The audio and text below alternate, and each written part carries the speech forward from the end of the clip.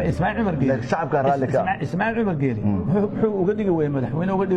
يعفرون قوي marka muu xalada Soomaaliland waxa waligeed madaxweyne ka noqonaya gobolada dhexdeed ka yimid maya gobolada dhexdeed sida aad leedahay waa sidaas aan ku sheegay khiyaal soo kuma noqon at this stage imaka taagantiin idinku ma jeerteena la baxay Puntland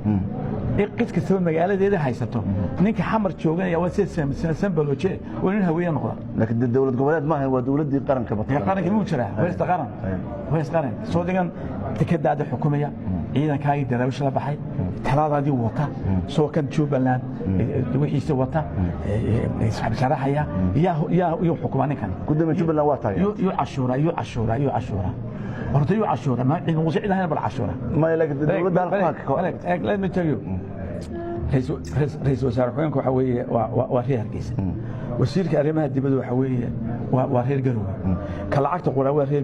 وهي البورمي كقرشين تحيا وحوي ومكان استوى دحرين يا كعيسى نجسودو وفات ياسين where is the people dadka la xukumayo waa reer Muqdisho maxay haystaan reer Muqdisho maga wax weey foo wala boobiya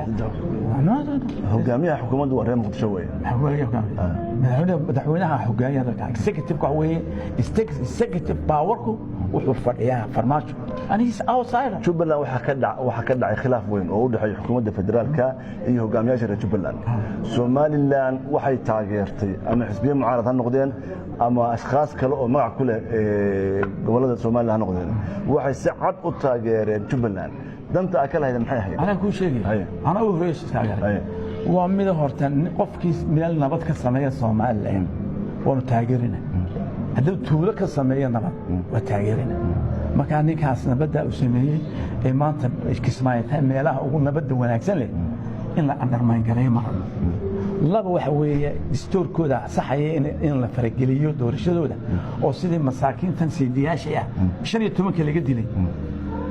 dusha laga saaray nin aan reebin koonfur galbeed waa sidiyaasha moogta taasoo ka soo horjeeda waa saddexaad farmaajo cid ka soo horjeeda waa ka soo horjeeda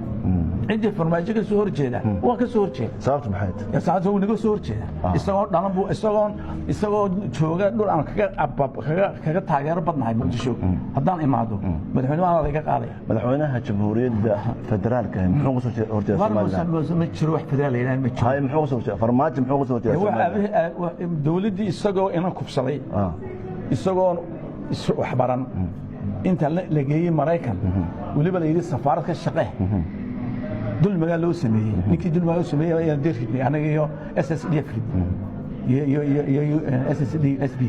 saddexda ugu necab yahay waa saddexda laakiin dani saystan marka waxa leedahay waa nacay taariikhi oo qabyaalad ba ka dambayso reer Soomaaliland wuxuu u necab yahay oo bukaa goole laakiin anaga kaas oo kala wadnaqaana bukaa isagoo lugeeyay arkay doonta bilito sidii isagoo lugeeyay hadan ku tisi waayo وانا المقصه كذا ضمبين دون ولا كنت اللي مسؤول وين كان قدام يا ادم ما قدام